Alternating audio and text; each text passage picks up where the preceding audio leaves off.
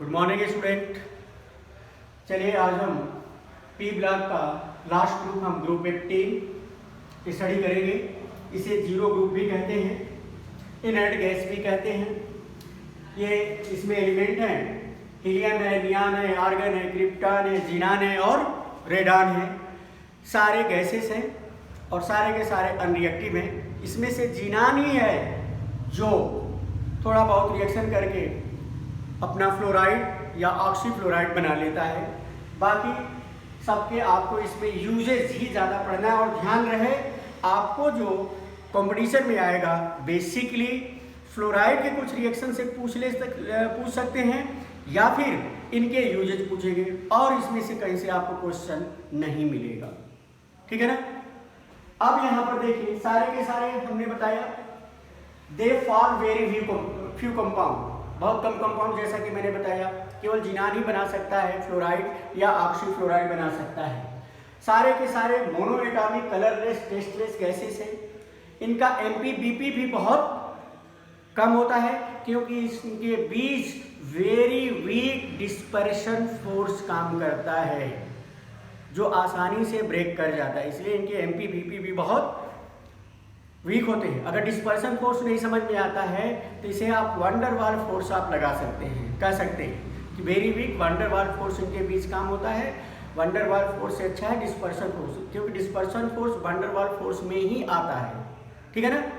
तो या तो वंडरवाल फोर्स आप लिख सकते हैं या फिर डिस्पर्सन फोर्स भी कर सकते हैं। इसके अलावा ये except all other elements, except helium, all other elements के outermost shell completely filled होते हैं, यानी कि NH2 NP6 इनका बैलेंस सेल पूरी तरह से भरा रहता है। हीलियम में केवल 2 ही इलेक्ट्रॉन होते हैं, इसलिए केवल NH2 तक ही रहता है, P में ये नहीं जाता है। ठीक है ना। अब इनके आयनाइजेशन पोटेंशियल बहुत ज़्यादा होता है, क्यों? ये कंप्लीटली फिल्ड होते हैं। अपने पीरियड में जैसे पीरियड 2 में हीलियम का आयनाइजेशन पोटेंशियल बहुत ज़्यादा होगा, सबसे ज़्यादा होगा। इसी तरह पीरियड 3 में पीरियड 1 में हीलियम का होगा, 2 में नियान का सबसे ज़्यादा होगा, 3 में आर्गन का होगा, 4 में क्रिप्टन का होगा, 5 में जीनान का होगा, 6 में रेडान का होगा। इस तरह से सबसे ज़्यादा इनका आयनाइजेशन पोटेंशियल होता है। इलेक्ट्रॉन गेन एंथैल्पी हमेशा पॉजिटिव होती है। इलेक्ट्रॉन गेन एंथैल्पी क्या होती है? जब किसी आइसोलेटेड गैसियस एटम में बाहर से एक्स्ट्रा इलेक्ट्रॉन ऐड करते हो तो जो एनर्जी रिलीज या एब्जॉर्ब होती है उसे हम क्या कहते हैं? Electron gain enthalpy. आप जानते हो कि electron gain enthalpy, first electron gain enthalpy हमेशा क्या होती है? नेगेटिव होती है, यानी एक्स्ट्रा इलेक्ट्रॉन ऐड करोगे तो सिस्टम से क्या होगा? एनर्जी बाहर निकलेगी। लेकिन अगर फिर इसके बाद आपने वहाँ पर दूसरा इलेक्ट्रॉन डाला तो चूंकि फर्स्ट इलेक्ट्रॉन डालोगे तो एलिमेंट पर कौन सा चार्ज आएगा? नेगेटिव चार्ज आएगा। अब उस नेगेटिवली चार्ज एटम में अगर फिर से दूसरा इलेक्ट्रॉन डालोगे तो इलेक्ट्रॉन इलेक्ट्रॉन के बीच क्या होगा? रिपल्शन होगा। और जब रिपल्शन होगा तो जितनी एनर्जी हम निकलेगी नहीं, उससे कहीं ज़्यादा एनर्जी उस इलेक्ट्रॉन को उस एटम के अंदर टाइटली हेल्ड या बांधने के लिए लगानी पड़ती है। इसलिए second third electron gain enthalpy क्या होती है? पॉजिटिव होती है। लेकिन यहाँ पर इनर्ट गैस के लिए चूंकि पूरी तरह से कंप्लीटली फिल्ड होते हैं तो electronic repulsion, inter electronic repulsion क्या होगा? बहुत ज़्यादा होगा। Electronic repulsion, inter electronic repulsion बहुत ज़्यादा होने के कारण जितनी एनर्जी निकलेगी नहीं उससे कहीं ज़्यादा एनर्जी हमें उस सिस्टम को देना पड़ेगा बाहर से इलेक्ट्रॉन ऐड करने के लिए। इसलिए इनकी सारी इलेक्ट्रॉन गेन एंथैल्पी और सारे के सारे एलिमेंट की इलेक्ट्रॉन गेन एंथैल्पी हमेशा क्या होती है? पॉजिटिव होती है। ठीक है ना। सबसे पहला जो कंपाउंड जीनान का बनाया था वो नील ब्रेटलेट ने बनाया था। नील ब्रेटलेट ने बनाया था।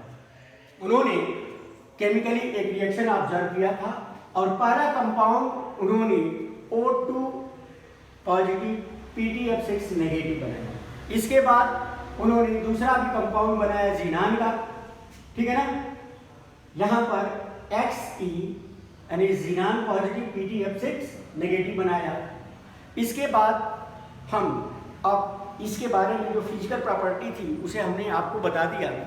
अब बेसिकली अब आपको यहाँ पर रिएक्शन पढ़ने होंगे, यानी कंपाउंड्स, ठीक है ना। आप जानते हो कि केवल ओनली ज़ीनान, यहाँ पर देखो हम लिख सकते हैं कि only xenon form compounds like fluorides and oxyfluoride, fluoride and oxyfluoride बनाता है। अब हम यहां पर लिखेंगे compounds of xenon, compounds of xenon, ठीक है ना। पहला क्या बना सकता है, फ्लोराइड्स, ठीक है ना। अब यहां पर फ्लोराइड में XeF2 बना सकता है, XeF4 बना सकता है, XeF6 बना सकता है, ठीक है ना। अब यहां पर देखोगे कि Xe गैस है प्लस F2, आप 673 केल्विन टेम्परेचर दे दीजिए, ये मिल गया XeF2। इसी तरह से Xe गैस ले लीजिए प्लस 2F2 आप ले लो और यहाँ पर 673 केल्विन टेम्परेचर दे दो, ये मिल जाएगा Xe टेट्राफ्लोराइड। और इसी तरह से Xe ये गैस है प्लस 3F2, इस तरह से करो। यहाँ पर फिर से अगेन 673 केल्विन टेम्परेचर दे दो तो क्या मिलेगा, हेक्साफ्लोराइड, ठीक है ना। अब आगे हम और भी इसमें पढ़ सकते हैं कि ज़ीनान जो होता है, ज़ीनान फ्लोराइड,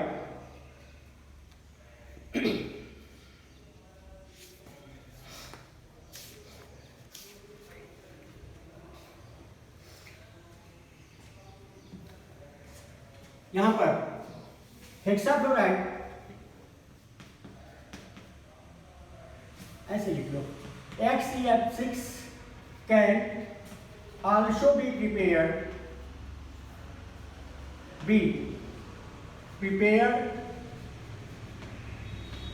by XeF4, ठीक है ना। XeF4 कैसे भाई, XeF4 प्लस O2F2, XeF6 मिल गया प्लस O2, ऐसे भी आप बना सकते हो, ठीक है ना। अब हम थोड़ा सा प्रॉपर्टीज के बारे में पढ़ लें। Properties of fluorides of xenon.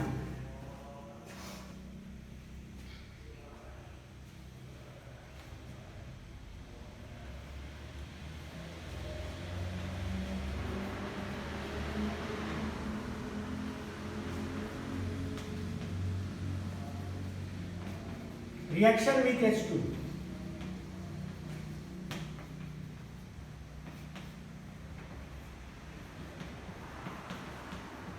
H2 simple सा है, क्या देगा भाई, बोलो।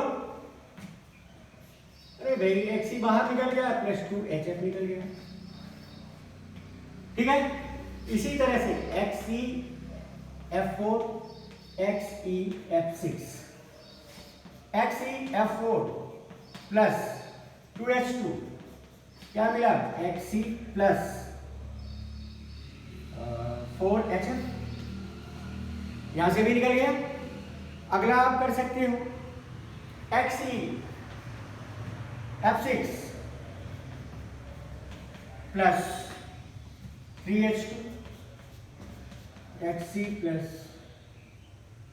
6HF, हाइड्रोजन के साथ एक हाइड्रोजन फ्लोराइड बना लेते हैं, ठीक है ना।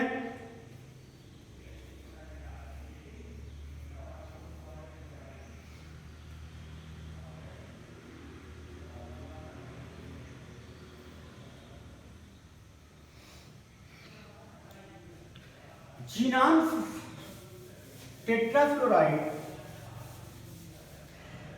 XeF4 react violently with water. XeF4 reacts violently with water. XeF4 plus H2O. थोड़ा सा सोचो, अब रिएक्शन यहां पर आप लोग अपने से देखो क्या बन सकता है, ठीक है ना।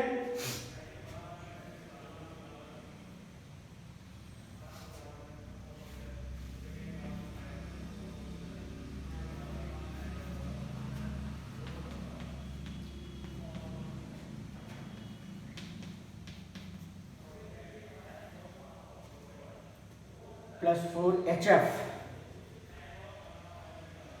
plus O2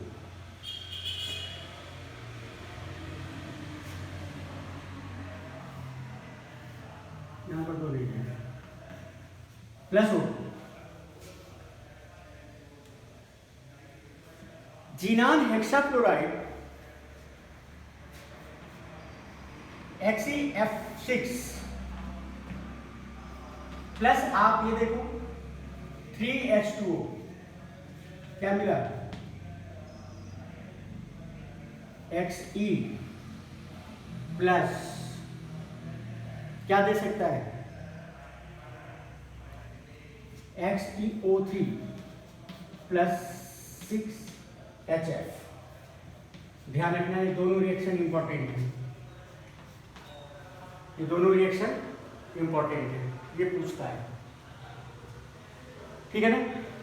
अब आएंगे ऑक्साइड ऑफ जीनॉन, क्योंकि बहुत ही कम रिएक्शन है ना, तो इसमें रिएक्शन आपको बहुत लिमिटेड मिलेगी।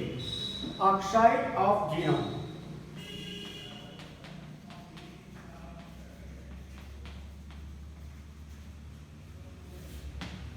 ऑक्साइड ऑफ जीनॉन, ठीक है। अब आप देखो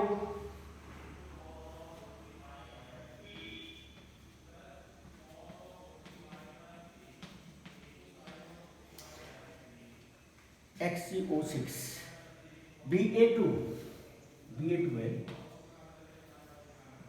XeO3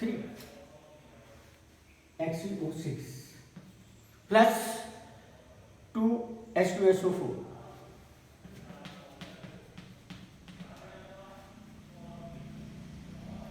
ये देखो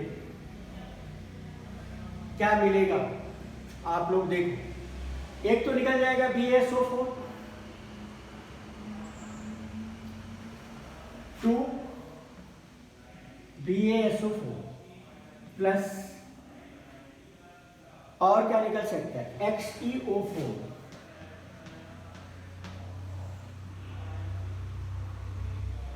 प्लस अब 2 बचा 2H2O। ये ऑक्साइड ऑफ जीनॉन, ठीक है। इसकी प्रॉपर्टी देख लिया जाए, XeO3 भी देख ले। अगला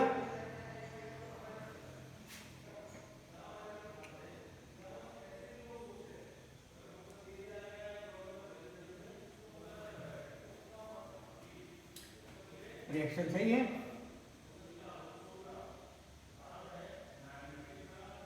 ठीक है। It is colourless, it is colourless होता है, ठीक है। इसमें भी कोई खास रिएक्शंस ये है नहीं,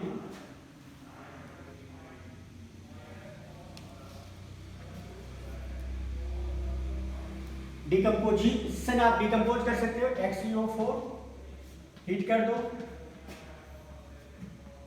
प्लस 2O2 डिकम्पोज हो जाता है बहुत जल्दी ही, रुकता नहीं है, ठीक है ना। अब अगला है जीनान ऑक्सीफ्लोराइड, जिसमें ऑक्सीजन भी हो और फ्लोराइड भी हो। एक मिनट,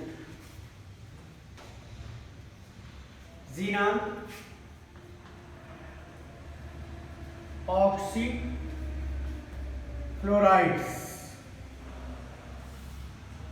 ठीक है।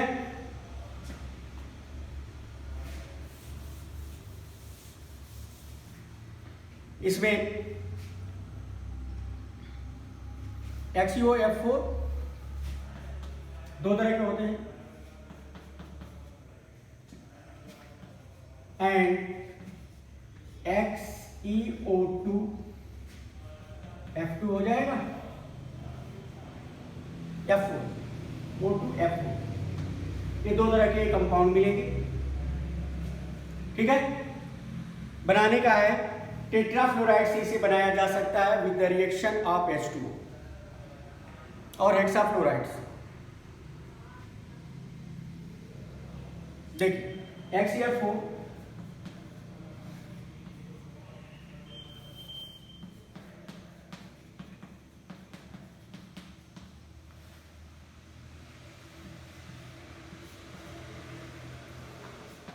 बनाए,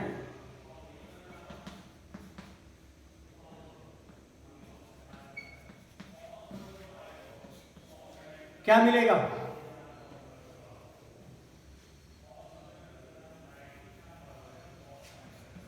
XeO F4 प्लस कितना आ जाएगा? HF आ जाएगा। बैलेंस करो, देखो क्या मिलेगा।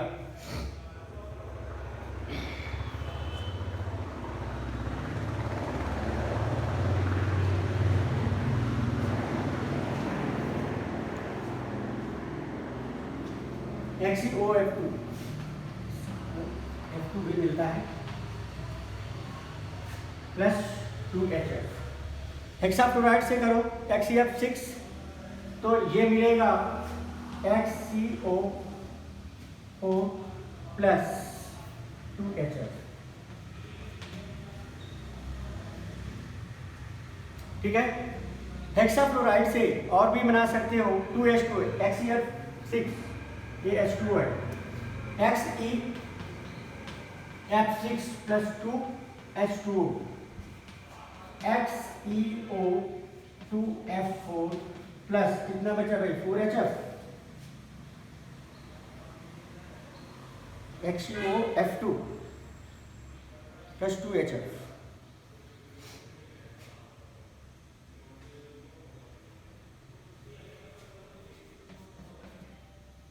और HF मिल जाएगा। बैलेंस करना, यहां पर 6 है, F4 हो गया तो 2HF हो जाएगा।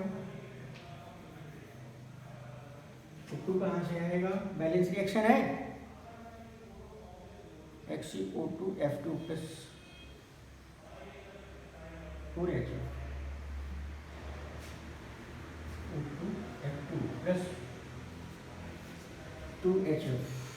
यहां पर रिएक्शन देख लो, बैलेंस करने की है, अब बैलेंस करके देखो।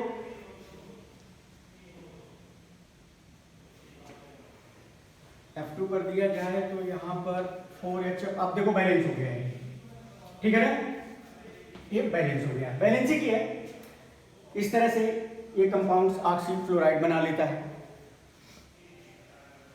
XeO4 भी बन गया, XeO2F2 तीनों तरह का ही बन गया। ठीक है ना, अब यहां पर हम आगे uses of inert gases, uses बहुत जरूरी है भाई, यूजेस से ही आपको क्वेश्चन, और नहीं तो ये जितने जो भी 7-8 रिएक्शन है, इन रिएक्शंस को आप कर लो, फिर आपको इसमें दिक्कत नहीं आएगी, किसी भी तरह की कोई दिक्कत नहीं आएगी। ठीक है ना, uses of inert gases, uses of inert gases, uses of inert gases. Helium क्या है? Non inflammable. पहला, हीलियम इज नॉन इन्फ्लेमेबल, जलता नहीं, नॉन इन्फ्लेमेबल होता है। ठीक है ना, और ये एक लाइट गैस भी होता है and light gas. Helium non inflammable और लाइट गैस होता है, बहुत हल्की गैस होती है, ठीक है ना। It is used in filling of balloon, used in filling of balloon, ठीक है ना, use in filling of balloons for metrological observation, for metrological observation, ठीक है ना। हीलियम क्या है? अज्वलनशील है, ठीक है, जल्दी आग नहीं लगती है इसमें, लाइट गैस है। और मेट्रोलॉजिकल ऑब्जर्वेशन में आप जानते हो कि जो मौसम विज्ञानी होते हैं वो मौसम का पता कुछ इस तरह से बैलून में भर करके कितना ह्यूमिडिटी है, कितना क्या है, ये सब देखते हैं, ठीक है। It is also used in cooling of nuclear reactor,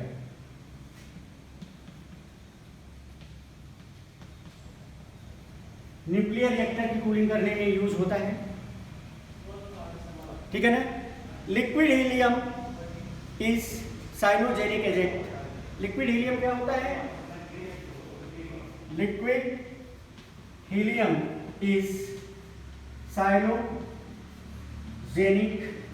agent होता है, बहुत ज्यादा इंपॉर्टेंट हीलियम का ही है, ठीक है ना। साइनोजेनिक नहीं बल्कि क्रायोजेनिक होगा बेटा। Liquid helium is used in cryogenic agent.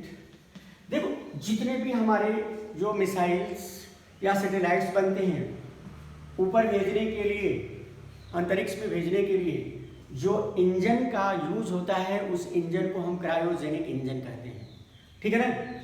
और उसमें क्रायोजेनिक फ्यूल भरा जाता है और उस फ्यूल में लिक्विड हीलियम भी डाला जाता है। तो क्रायोजेनिक इंजन का भी के फ्यूल में का भी एक बहुत बड़ा इंपॉर्टेंट रोल ये करता है, ठीक है ना। Helium is used to produce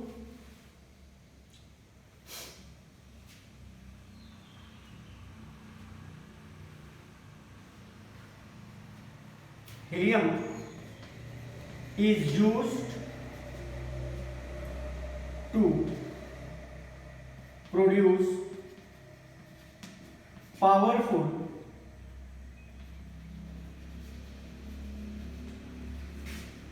super conducting, ठीक है ना, मैग्नेट के रूप में भी यूज होता है, ठीक है ना। तो ये चीजें हैं, ये मेट्रोलॉजिकल वाला, न्यूक्लियर वाला, क्रायोजेनिक वाला, ये 3 बार आपको पूछा जा चुका है। अब आगे देखते हैं।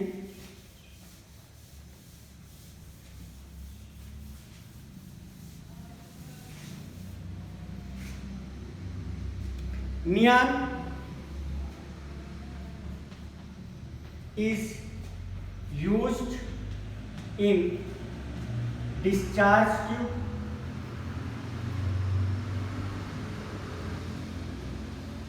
जब जिसे एनोड रेज कैथोड रेज का ऑब्जर्वेशन करना होता है तो जो डिस्चार्ज ट्यूब में होता है उसमें हम नियॉन गैस को यूज करते हैं, ठीक है ना। Argon is use in inert atmosphere in metrological process. Argon is used as inert atmosphere in meteorological processes,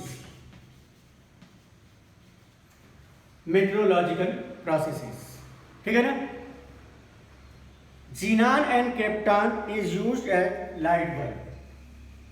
Xenon and krypton, ध्यान रखना, are used in light bulb जलाने वाले में इसमें यूज होता है. Designing for special purpose, bulb design for special purposes. Lightning होती है ना, डिफरेंट कलर की लाइट होती है, तो उसमें नियॉन और क्रिप्टॉन ही गैस यूज होती है. ठीक है ना. अब यहां पर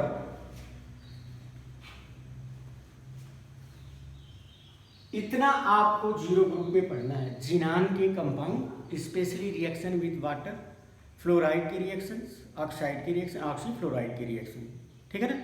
इतना ही है, बहुत ज़्यादा इसमें टेंशन लेने की ज़रूरत नहीं है. ठीक है ना. अब पी ब्लॉक आपका खत्म हो गया. अब हम शुरू करेंगे D and F block.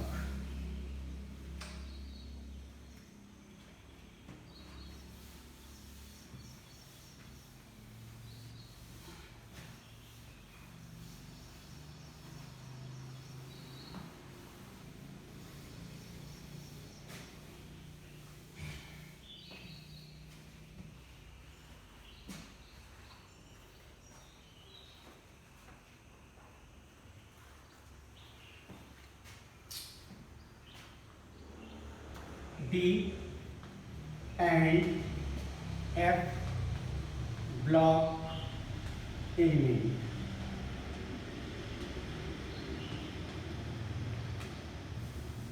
D and F block element.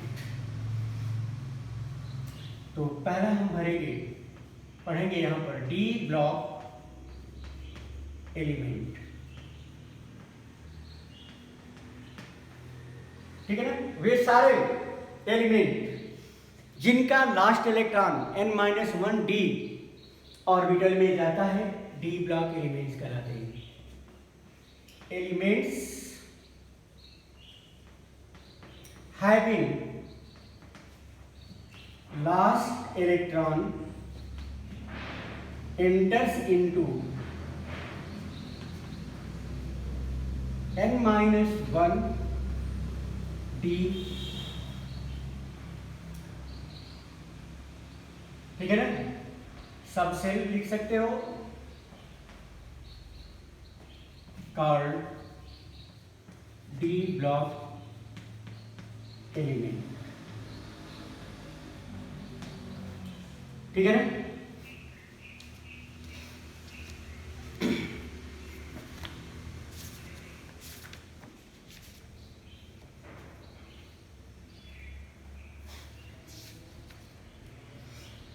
ठीक है ना.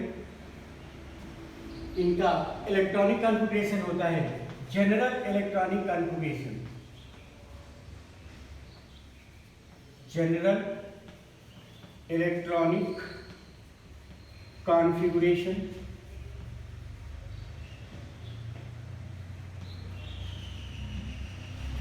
ये होगा n-1 d 1 to 10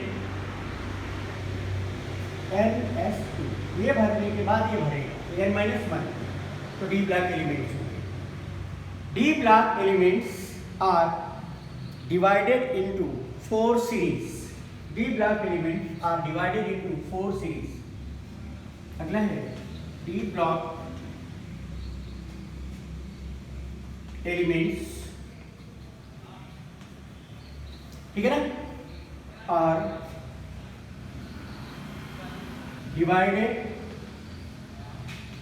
into 4 transition series. 4 transition series. ठीक है ना.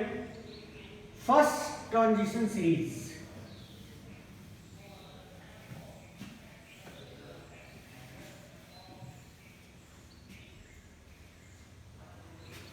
पहला है फर्स्ट ट्रांजिशन सीरीज,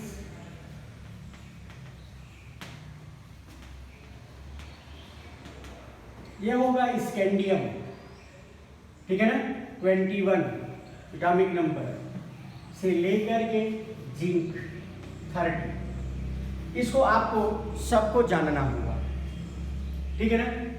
अब आप यहाँ पर देखो, स्कैंडियम हो गया 21, ठीक है ना, टाइटेनियम हो गया 22, vanadium 23, chromium 24, manganese 25, iron 26, cobalt 27, निकल 28, कॉपर 29 और ये जिंक 30, ठीक है ना। ये फर्स्ट ट्रांजिशन सीरीज के, ठीक है। तो इसे जानना है क्योंकि मेरे लिए आपको ये पढ़ना है, बाकी के ट्रांजिशन सीरीज के एलिमेंट को आपको नहीं पढ़ना है, तो ये कम से कम इनको जानना होगा। तो यहाँ पर देखो ये क्या हो गया, 21, 22, 23, 24, 25, 26, 27, 28, 29 एंड 30। अब यहाँ पर 3d1, 4s2, 3d, ठीक है ना, 2, 4s2, 3d, 3, 4s2, यहाँ पर क्रोमियम का थोड़ा सा अलग होगा, 3d5, 4s1, ये ध्यान रखना, एक्सेप्शनल केस है, पेयरिंग वाला जाता है, ठीक है ना। यहाँ पर आ जाएगा 3d5, 4s2, अब यहाँ से यस में जाएगा, यहाँ पर क्या आया, 3d6, 4s2, यहाँ पर 3d7, 4s2, यहाँ पर 3d8, 4s2, यहाँ पर 3d10, फिर से एक्सेप्शनल केस हो जाएगा क्योंकि अपना ऑर्बिटल पूरी तरह से ये भर लेगा, ठीक है। और यहाँ पर ये आ जाएगा 4s1, यहाँ पर 3d10, अब d ऑर्बिटल तो भर गया है यहीं पर, तो लास्ट इलेक्ट्रॉन किस में जाएगा, यहाँ पर s में जाएगा। इसीलिए ये जिंक जो होता है थोड़ा सा अपने पीरियड के अदर एलिमेंट से एक्सेप्शनल बिहेवियर देता है ये जिंक, क्योंकि इसका लास्ट इलेक्ट्रॉन किस में जा रहा है, s में जा रहा है। सबका लास्ट इलेक्ट्रॉन किस में जा रहा है, d में जा रहा है, लेकिन इसका लास्ट इलेक्ट्रॉन किस में जा रहा है, s में जा रहा है, तो ये एक्सेप्शनल है, बिहेवियर शो करेगा, एक्सेप्शनल बिहेवियर शो करेगा। अब आता है सेकेंड ट्रांजिशन सीरीज, ये कहां से कहां तक होता है भाई, इट्रियम से लेकर के कैडमियम तक, ठीक है ना। दूसरा है सेकेंड ट्रांजिशन सीरीज, बस इट्रियम 37 से लेकर के कैडमियम, ठीक है ना, कैडमियम तक होता है, ठीक है। 48 थर्ड ट्रांजिशन सीरीज,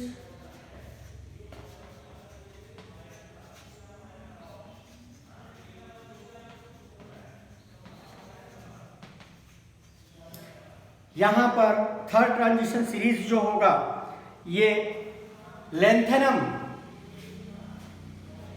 57 के बाद हैफनियम 72 से लेकर के ये जाता है Hg तक, 80 तक, Hg 80 तक जाता है, ठीक है ना। और फोर्थ ट्रांजिशन सीरीज है एक्टिनियम से लेकर के, जो इनकम्प्लीट अभी कर सकते हो, fourth transition series, fourth transition series,